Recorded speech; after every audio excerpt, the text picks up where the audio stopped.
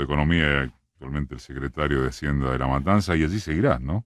No, no sé. No, no hablamos nada. Solo una cara bonita te falta yo, decir. Dejate de joder. yo vengo hablando, vengo conversando con Verónica, vengo trabajando con ella, pero no hablamos nada. Lo que quedamos es, bueno, trabajemos hasta el 27, ganemos las elecciones. Y ahora recién, por ahí la semana que viene, empezamos a conversar. Pero no. ¿Fuiste de los que el domingo, cuando dijeron 47-41, tuviste sabor amargo? No, yo tuve sorpresa, un poco de perplejidad.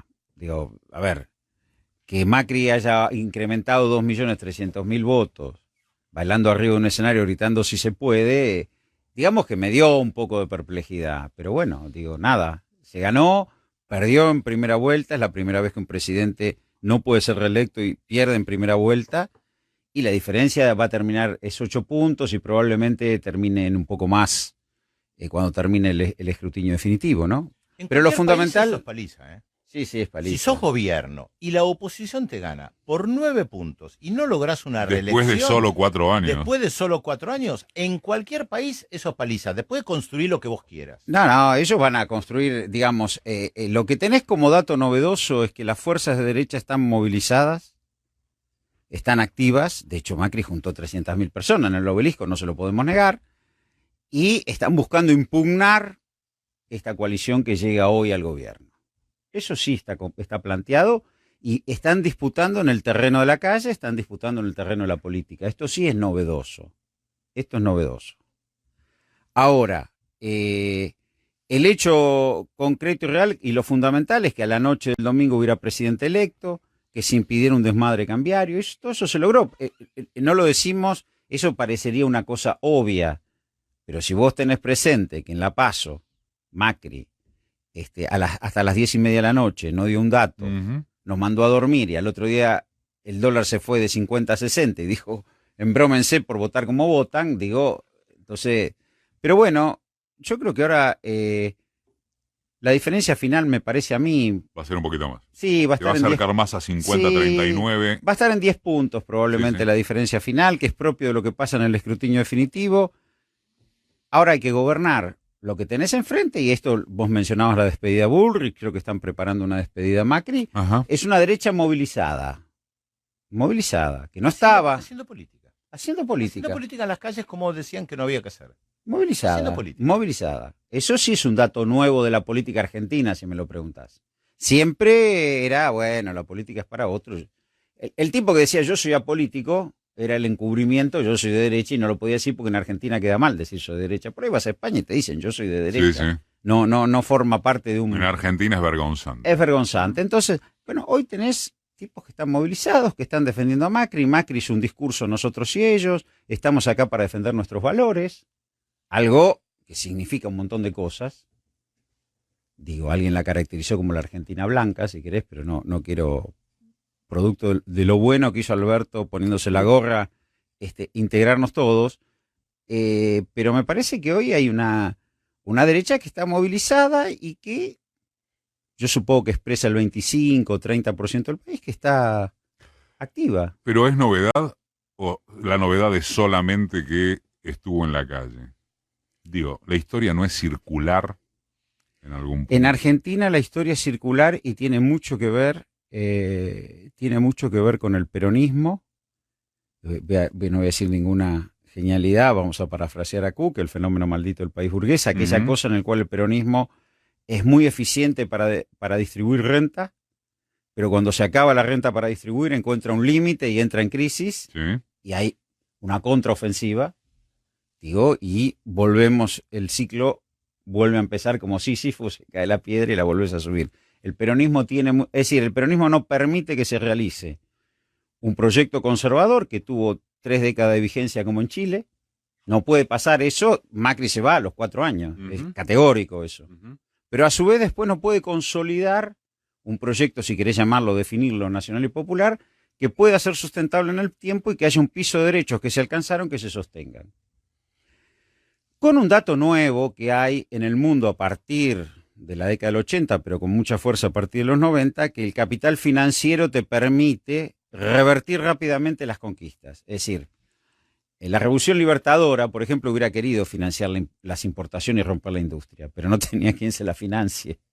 Por eso no pudo romper, por eso el modelo peronista industrial de algún modo se recondujo al desarrollo. No era tan fácil, porque no había quien en los 60 esa posibilidad.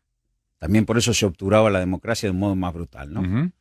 Digo, ahora, a partir de los 90, bueno, la posibilidad de abrir un ciclo de endeudamiento hace que vos puedas forzar una fuga de capitales y un deterioro. Dejo el Estado quebrado y me quedé con los dólares. Acá, porque acá lo que todos nos olvidamos en todo esto, que acá agosto, tengo la cifra agosto, por ahí septiembre por supuesto va a dar más, agosto, desde enero del 2016 se fueron 81.000 millones de dólares declarados. 81.000. 81.000 millones de dólares. A razón, Enero, agosto. sí. Enero, te va a dar más o menos un promedio de 22, 23.000 dólares por año, ¿sí? De fuga de capitales con Macri. FAE, formación 22, 23.000 millones. sí, por año. ¿Hay antecedentes de una cosa así? No, porque la fuga de la dictadura fueron creo que 25.000 millones de dólares con nosotros, el único tema que era autofinanciado. A lo largo de los 12 años se fueron 72.000 millones de dólares a lo largo de 12 años y financiado por exportaciones, no por Y deuda. con Macri se fueron. 81.000 millones de dólares en algo menos de 4. Está. Hemos estado recorriendo toda la provincia y toda la Argentina y lo que hemos visto es que la situación económica que tenemos hoy adelante, después de 4 años del gobierno de Macri y del gobierno de Vidal, es de tierra arrasada. Al cabo de 4 años va a haber una caída de 9 puntos del nivel de actividad de la producción del Producto Bruto Interno en términos per cápita. Es un retroceso casi del 10% en solo 4 años. Lo mismo la ocupación. La desocupación en el año 2015 estaba último, 5,8. Hoy está 10,6. Duplicaron casi el desempleo, duplicaron casi la deuda externa. La verdad es que es una situación compleja, lo sabemos todos, y eso es lo que se ha notado en la provincia de Buenos Aires. Kicillof, el domingo pasado, suscitábamos con Ferretti recién fuera de micrófono, quizá el personaje más interesante que ha dado la política argentina en los últimos años. ¿Ustedes se acuerdan cuando Cristina lo designa? Yo diría que contra viento y marea. No va a poder contra los intendentes bonaerenses que no lo quieren. No tiene nada que ver. Es un universitario. Viene de la izquierda. No sé. Judío marxista de padre psicólogo. Cualquier cosa así. Nieto de rabinos. Nieto de rabinos o de marxistas. Nieto de rabinos de marxistas. Bueno, el flaco se cargó con el dichoso Clio. Y termina siendo determinante en la victoria, y estos son números también objetivos, ¿no? 1,5 millones de votos de diferencia en la provincia de Buenos Aires es lo que termina significando la elección. Perdón, contra una figura que construyeron como imbatible, Sí. Y con una protección mediática impresionante. Cuando Kicillof produce este discurso el domingo a la noche, concentra, yo diría, que todas las críticas. Que no era un discurso para un festejo, que llenó de números, etcétera, etcétera. Estando Ferretti aquí, quiero empezar por allí. Primero, yo comparto que Axel es lo más interesante y lo más esperanzador de la política argentina como figura nueva, no porque otros compañeros no generen esperanza. Pero como figura nueva y por lo que vos decías, él en un Clio con 3 personas Impresionante. y alguien, alguna agrupación que le daba un equipo de sonido, se caminó a la provincia. Y eso es nuevo, es rupturista y es potente. Y respecto del domingo a la noche creo que fue correcto. Primero, no porque no había alegría y esperanza, pero el festejo del bailecito no era para hacer, la Argentina tenemos gente con hambre, ¿no? Alguien tiene que hablar de la realidad. Sí es cierto que estábamos todos muy felices, sí es cierto que tenemos esperanza, pero también es cierto que para andar planteando cuestiones alegres y divertidas, no. La realidad es que el complejo agroindustrial más importante del país excepto algunos núcleos de renta diferencial como la soja, están totalmente golpeados. Digo, Vidal recibió entre el 2016 y 2017 20 puntos por arriba de la inflación de ingresos. Fue el único gobernador cuya recaudación fue 20 puntos el primer bienio por arriba de la inflación. Y nos encontramos que no tuvo una sola política contracíclica al programa de ajuste, al programa de apertura. Al contrario, acaba de refrendar un aumento de tarifas. Esa fue la lógica de Vidal. Todo un tema para enero, dicho sea de paso, ¿no? Sí. Esa fue la lógica de Vidal. Digamos, Vidal fracasa porque es una construcción mediática de hablar en gerundios, de no dar números, de no decir nada, que además contó con recursos y que fracasó. A partir del 2018, cuando empieza la crisis, Vidal no tiene herramientas. No hay subsidio de tasa para recomponer capital de trabajo, no hay morigeración de tarifas, no hay intervención. Pero vos decís que podría haber hecho algo por fuera de los marcos que le impone el modelo nacional.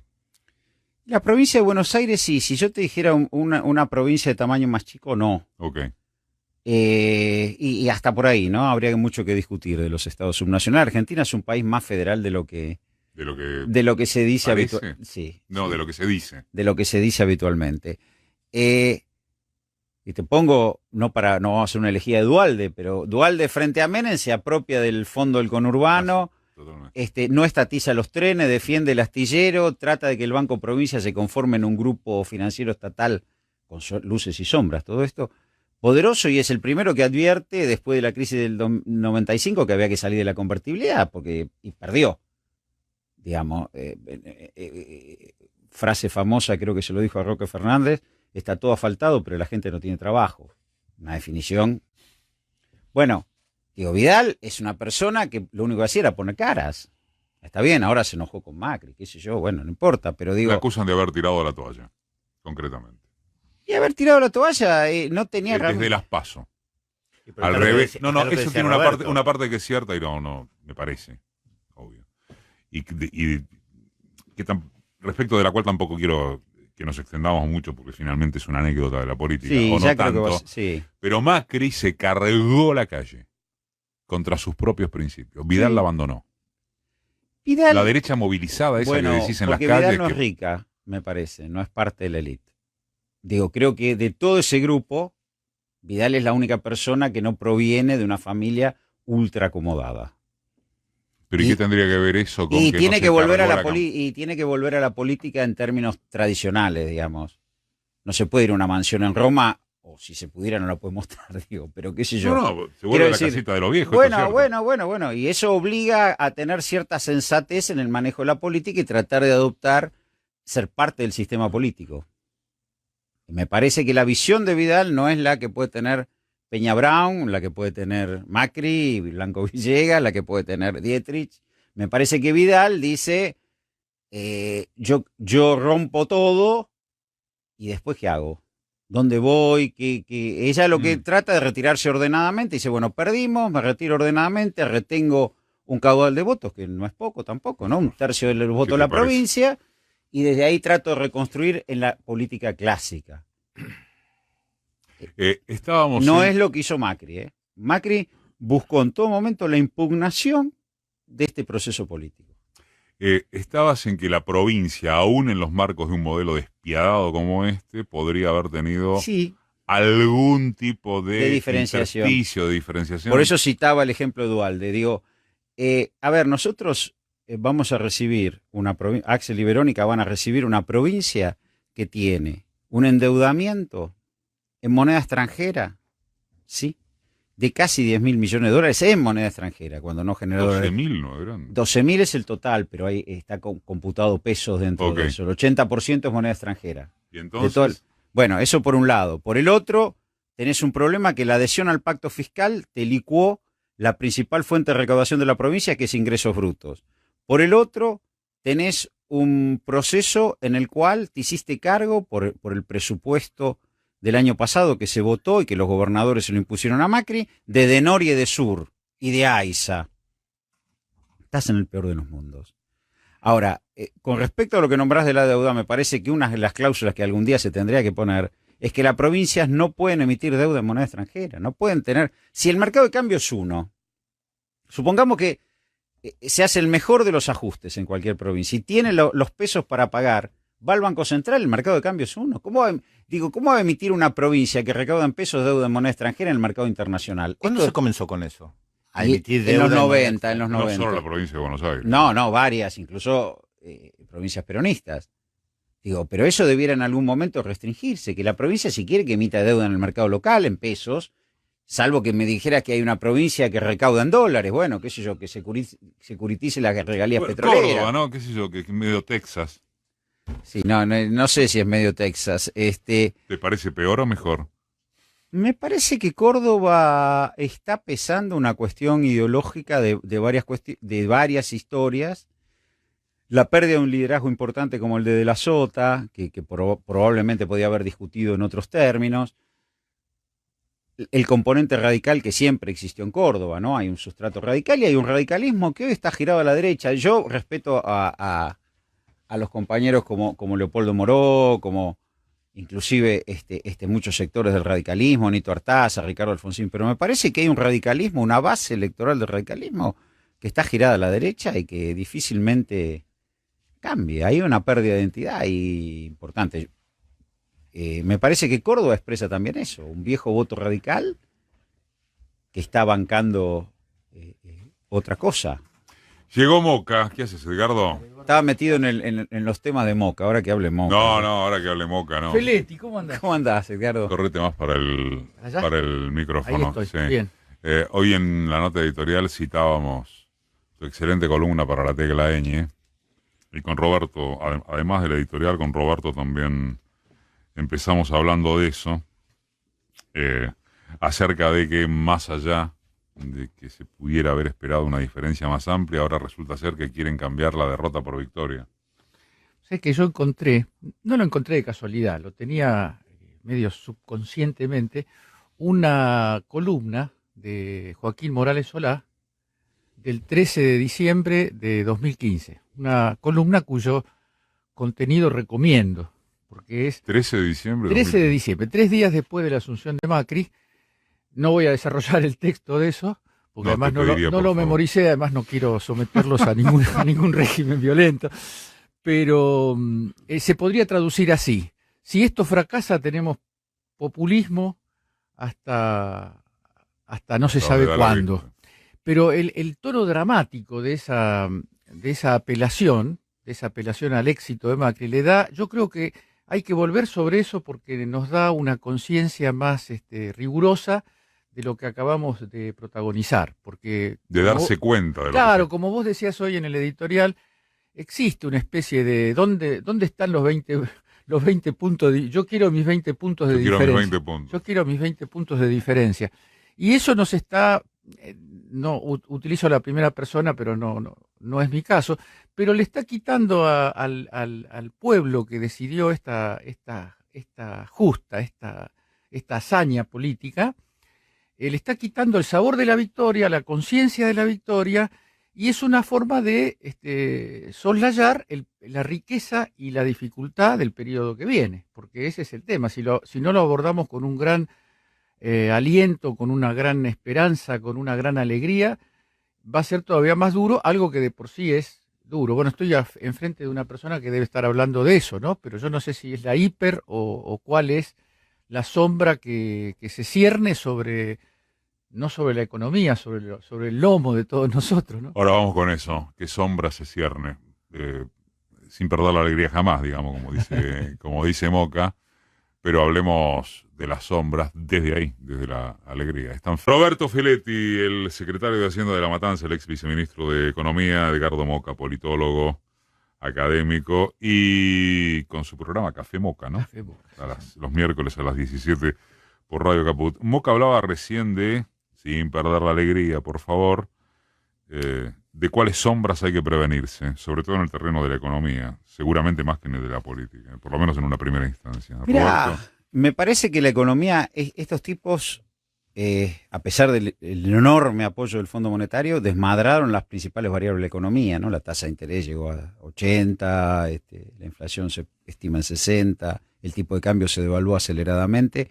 Vos lo que necesitas es un plan de estabilización que genere condiciones para producir y consumir, certeza.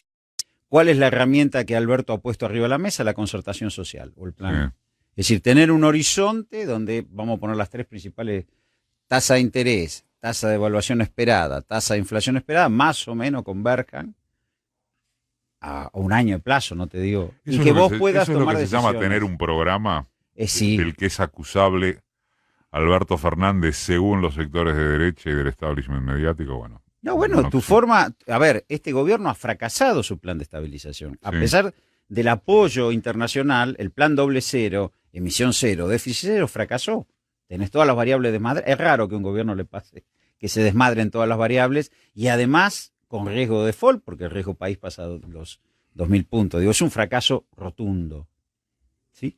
Que tiene que ver también con la salida de capitales, con un montón de cosas. Ahora, hoy, ¿qué ha pasado? Ha cambiado. Estás en lo que podemos denominar una crisis de deuda clásica. Estás juntando dólares, una expectativa de cómo vas a reestructurar la deuda, ¿sí? Ujú. ¿Sí? Cerrado el mercado cambiario todo lo que podés, y pareciera que el Banco Central ha aflojado los torniquetes monetarios y se están soltando pesos al mercado. Y entonces, entonces, sin caer en monetarismos. No, sin caer en monetarismo, sin un programa de producción y consumo que te diga qué vas a hacer con los pesos, es decir, que se genere demanda de pesos, bueno, esos pesos van a empezar a dar vuelta nerviosos, van a presionar en el contado con liqui, van a presionar a lo mejor algunos en el blue, van a presionar sobre precio de bienes. Digo, estás en un escenario en el cual el gobierno se retira y cada vez parece que se retira Más alegremente, entre comillas. Sí, me parece que sí. Me parece que es un poco lo del sí se puede. Bueno, ahora empieza un nuevo tiempo, si nos votan a nosotros, y bueno. ¿Por qué? Porque acá empezó la tensión por los dólares entre los exportadores, que son los proveedores de dólares, y los tenedores de bono que quieren cobrar. Todas las regulaciones cambiarias que aparecen el 1 de septiembre es que marcan el fin de esta alianza, si querés, capital financiero, grupos primarios, energía y demás. Ahora dicen, bueno, basta, traete las exportaciones para acá, no te llevan más los dólares y vamos a discutir qué pasa con la deuda. ¿Y cuál es hoy la alianza de los factores? Me parece esta fractura, me del parece, poder? ¿Está bueno, fractura- me está parece que los grupos económicos más industrialistas, más mercado internista están con nosotros, y puede ser que sean los que también vean con buenos ojos por ahí una iniciativa hacia la baña. Y me parece que los sectores exportadores primarios, el bloque minero, agropecuario, energético, más los bancos, están hoy discutiendo esta porción de dólares, porque si me los quedo los exportadores o me pagás los bonos. Digo, esta discusión está planteada hoy en la Argentina. Por eso toda esta catarata de regulaciones. Digo, ahora, tengo un minutito, vamos a la quinta experiencia peronista, ¿no? La década de Perón, el peronismo del retorno, la década de Menem, la década larga nuestra de Néstor y Cristina, y vamos a una quinta experiencia peronista. Sí. Las dos experiencias anteriores estuvieron surcadas por cómo se reestructuró la deuda que recibían en default. Digo, esto no voy a abrir juicio de valor, por supuesto yo tengo una posición tomada. La reestructuración de Menem fue Brady, que te abría la puerta al consenso de Washington, y privatización. Es decir, la deuda se pagó con una buena parte con el producido. Los dólares fueron ofertados por el producido de los activos públicos. La joya de la abuela. La joya de la Menem abuela. fue la joya. La joya de la abuela. Kirchner fue bajar el stock con los canjes 2005-2010. Yo estuve en el del 2010. Bajar 2/3 el stock y acordar que buena parte del pago de esos servicios de deuda con un stock mucho más bajo se hacía con los derechos de exportación. Es decir, la renta agropecuaria o la renta primaria pagaba los servicios de deuda. Ese fue el esquema. Ahora, las dos fueron décadas y las dos definieron rumbos. Para bien, para mal, con luces, con sombras. ¿Y vos, respecto de esos actores, qué ves, Edgardo? Yo creo que se está dando una conjunción que yo no la pondría en un plano de estricta analogía con la del 2003, pero incluso se podría decir que desde el punto de vista político es más rica, más plural, más amplia, y además Es un tipo de construcción política que tuvo un correlato muy, muy directo, mucho más que otras veces con la movilización popular, con el estado de ánimo popular. Digo, no es una creación de oficina el Frente de Todos, es una demanda que se vino planteando desde el lanzamiento, desde el comienzo del gobierno de Macri, y que actores que eran remisos a participar terminaron participando. Por supuesto, yo creo que ahí hay un núcleo estratégico que es la decisión de Cristina del 18 de mayo. Me parece que eso que fue la última vez que estuvo Feletti acá, el día Ajá. del video de Cristina. Lindo para comentarlo. Todavía le agradezco Sí, que haya venido al sí, toro. sí. Y entonces, No, me parece que eso da lugar, mirado desde el punto de vista político, a esto que planteaba recién Roberto, tiene una fortaleza orgánica, tiene una fortaleza social la idea del contrato social. Va a ser muy difícil. más fuerte que aquello con lo que surgió el nestorismo, porque viste que se habla Sí. de nestorizar. Sí, yo creo que además el nestorismo es también no me refiero al nestorismo como proceso completo, sino los primeros tiempos de Néstor están signados por la cercanía de la catástrofe, que no era inferior a esta, y por las condiciones digamos, de venta de nuestros recursos. Había un cierto viento de cola. Por supuesto que esto, como decía Maquiavelo, es virtud y fortuna. Vos podés tener fortuna, pero no tener virtud y utilizar los dólares que vienen de esa manera en otra cosa, que no sea un comienzo de reindustrialización y sobre todo un proceso de distribución, de redistribución, que yo creo que es el alma de la primera etapa del gobierno de Alberto. Digamos, el modo de medir la sociedad de lo que va pasando va a ser la reparación lo más inmediata posible y lo más efectiva posible de esta tragedia social que generó el macrismo. Desde ahí va a tener el aliento para, me parece, avanzar en reformas que tienen que ver más que ver con lo estructural, más que ver con procesos de reindustrialización, que finalmente, bueno, esto lo aprendimos de nuestros economistas, siempre terminan siendo el factor externo, la restricción externa, el punto de ruptura, el punto de crisis de nuestras experiencias populares, ¿no? Ahí hay un tema que es si efectivamente los dólares que termina inevitablemente necesitando la economía argentina son la madre del borrego. Y Porque para mucha gente que se entienda esto, no se termina de entender, quizá uno mismo no termina de entenderlo, y vamos a seguir un ratito después del info, esta cosa de Argentina produce el 70 u 80, no me acuerdo, por ciento de lo que consume, ¿sí? Esta es una instalación que hay. Consume el 70-80 de lo que produce. De lo que produce, esta es una instalación del propio Alberto, pero por otro lado tenés que no puede vivir sin los dólares que requiere su estructura económica. Podemos después meternos en eso, Sí. más allá de cuáles son los actores que van a seguir en el quinto gobierno peronista, ¿no? la quinta La experiencia. quinta experiencia. Gobiernos fueron varios, pero la quinta experiencia. Feletti Moca, que tiene que la valija Ezeiza, que por suerte ya no es la única salida. ¿Se acuerdan de eso? Viajando Eh, a México para hacer una cobertura para hacer 5 años también del viaje de Alberto Fernández. Bolsonaro, relación con Argentina, algo que incluso tiene que ver con alguna cosa que podamos seguir hablando con Moca y Feletti. Mira, muchas veces dije acá que Bolsonaro es un político sin vergüenza. Él dice lo que piensa, no tiene ninguna vergüenza en decir lo que piensa y Sin vergüenza y sin vergüenza. ¿Sin vergüenza todo junto o separado? O ambas cosas. O ambos. ustedes interpreten como quieran. Ah, Él no tiene ningún problema en estar anclado en un pensamiento de la década del 50 del siglo pasado, ve fantasmas comunistas por todos lados, y lo que esta semana dijo su hijo también, más allá de su propio ataque a los medios de comunicación, por el tema del asesinato de Mariel Franco, lo que dijo su hijo respecto de reivindicar una ley de la dictadura militar que elimina los derechos constitucionales. Bueno, es raro ver esto, ¿no? Por eso yo digo que son pocas las personas que están dispuestas a sacarse una foto con Bolsonaro. Por eso lo venimos diciendo acá en Europa, lo miran como un troglodita. y no viene aquí, entre otras cosas, porque te imaginas la recepción que tendría en un país con la Argentina.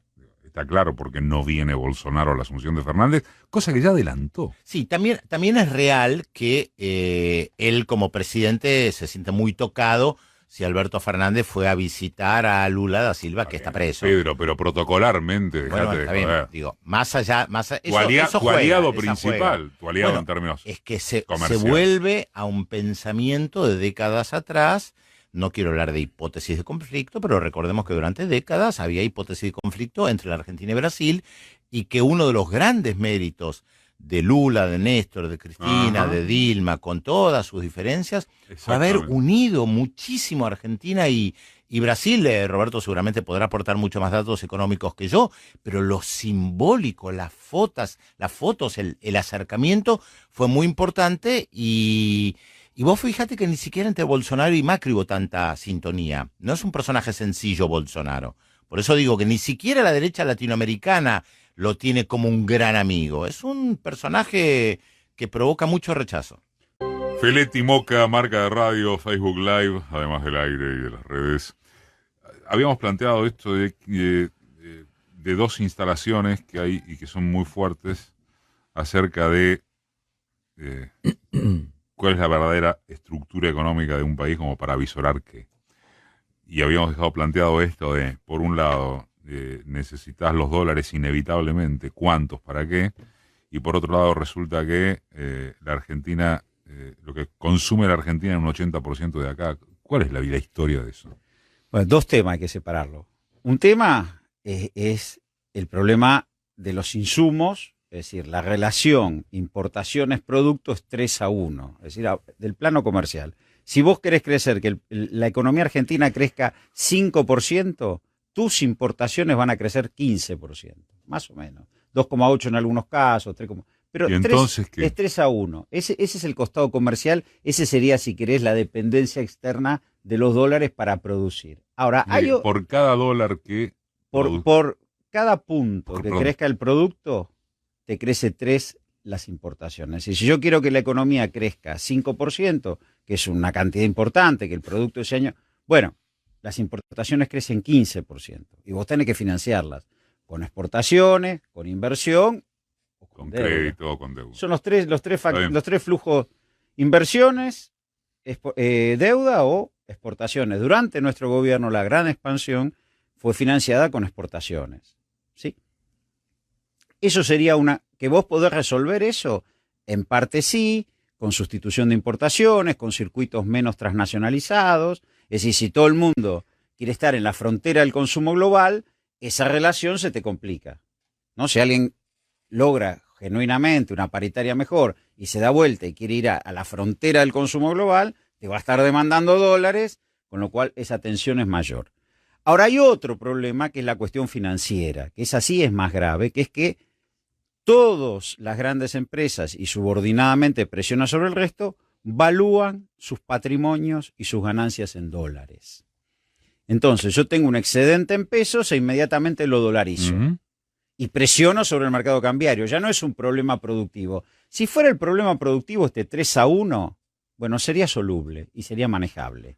Ahora, el problema es que si todo el mundo, o los grandes agentes económicos, y presionan hacia abajo, cada peso de renta lo quieren dolarizar y llevárselo afuera, y vos tenés que hoy por primera vez, que es inédito, hay 100.000 millones de dólares blanqueados en el exterior, de gente que fugó, que evadió, bueno, estás en un problema. Ahí estás en un problema porque la transnacionalización te complica. Entonces hay un punto que se frena la distribución del ingreso y se frena el ciclo. Esa es otra discusión. ¿Cómo juzgás vos? ¿Cuánto analiza la política? Está claro que cuando hablamos de economía hablamos de política. Se entiende, creo, la convención. ¿Cuánto analiza la política esta clase de factores? ¿Cuánto sabe la política de economía? ¿Sabes cómo? Sí, me sale sí. preguntarlo así. Sí, sí. Que no sé si está muy bien o muy mal, pero me salió. Saber creo que sabe poco, pero habla mucho. Porque nos hemos acostumbrado, primero que hay una cuestión de centralidad del discurso económico.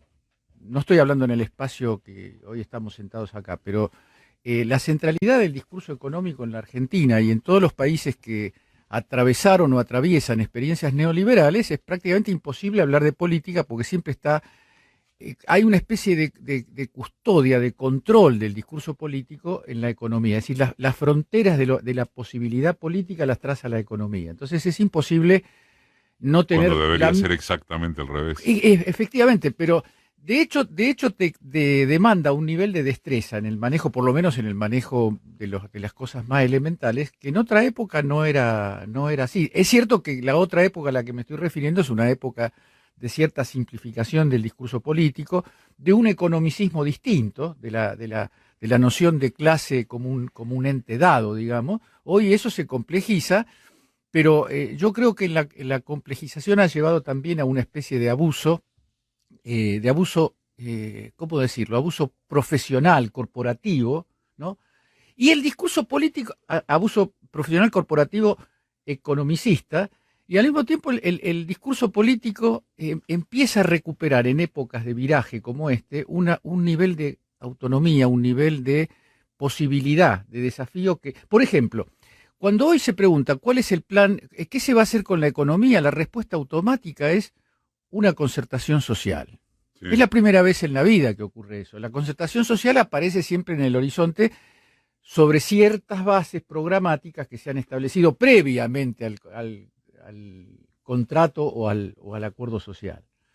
En cambio, en este caso aparece como una fórmula política. A mí me parece bien que aparezca como fórmula política, porque esta idea de construir programas económicos en el gabinete y convertir la discusión política en una especie de cruce de desafío entre miradas alternativas de planes posibles, se dice, vamos a construir el marco político. Y el marco político no se construye formalmente, se construye a partir de, prefiero ayudar a los jubilados y no a los bancos. Eso le pone un límite, digamos, a la idea de... Es una definición. Es una definición fuerte. Cerremos con la mayor duda y el mayor optimismo que se plantean respecto de la quinta experiencia peronista. Bueno, acabo de acuñar un término. Está bien. O sea, La quinta. Yo una aclaración antes, porque para que no quede en el aire.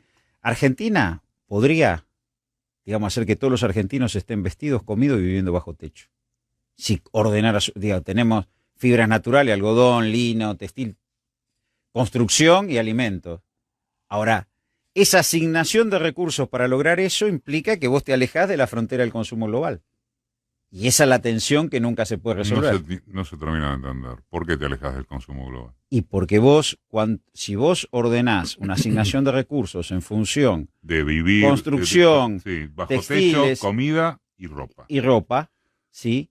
Implica que estás demandando menos productos, porque todo eso es autogenerado, es endógeno, menos productos del exterior, pero bueno, después vos tenés que prescindir del complejo electrónico, de los viajes, hay una capa de la población que quiere estar en la frontera del consumo global. Y eso es universal. Eso es universal, pero digo, en el caso de Argentina, con la potencia de recursos que tiene, el tamaño de país, podría resolver alimento, vestimenta y techo. Ahora, Duda y optimismo para cerrar. Tenemos dudas, optimismo es esperanza. Optimismo es la foto de la gorra con Brian, es decir, vamos a una nueva Argentina. Está bien. Vamos a integrarnos socialmente y vamos a hacer el esfuerzo por hacerlo. Y el peronismo en eso, aún en sus peores formas, ha tenido esas ofertas. Y dudas, como ya te decía antes, estamos en el medio de una crisis de deuda clásica y como se reestructure la deuda, en mi opinión, va a definir a mediano plazo el gobierno. Si querés cerrar con dudas y optimismo para no Optimismo. para invertir. Duda y optimismo. ¿Cómo era? No, la duda y el optimismo giran en torno a lo mismo, porque bueno. el optimismo es la unidad alcanzada. La unidad alcanzada es una unidad inédita y que muchos no esperábamos con esta densidad. Y la duda es la fortaleza que tenga esa unidad en momentos de difíciles decisiones, de delicadas decisiones que pueden no estar en la agenda de todos los que conforman la unidad. O sea que aquello con lo que Cristina cerró el domingo pasado a la noche, lo tenés ahí, gracias a ambos. Pero justo justo habíamos tenido este rescate. Hoy Alberto es presidente y va a tener frente a sí la inmensa tarea, la inmensa responsabilidad, la tarea ciclopia, porque esto va a requerir de esfuerzos inimaginables. Lo que decía recién Axel, una provincia y un país arrasado, más allá del marketing, las palabras y las coberturas mediáticas, es una realidad dolorosa y cotidiana de todas. Va a tener una tarea muy difícil. Y también, tal cual lo dije en Mar del Plata, hacer una suerte de análisis de qué nos pasó para que hayamos atravesado esta dura experiencia económica con las consecuencias que recién enumeraba Axel. Y quiero pedirle a todos los hombres y mujeres que hoy están aquí, de distintas vertientes del campo nacional, popular y democrático, que por favor nunca más rompan la unidad que se requiere para enfrentar estos proyectos neoliberales que tanto dolor han causado. Supongo que ese puede ser un núcleo de coincidencias. Vale. Absolutamente. Gracias a ambos de vuelta. Edgardo Moca, Roberto Feletti.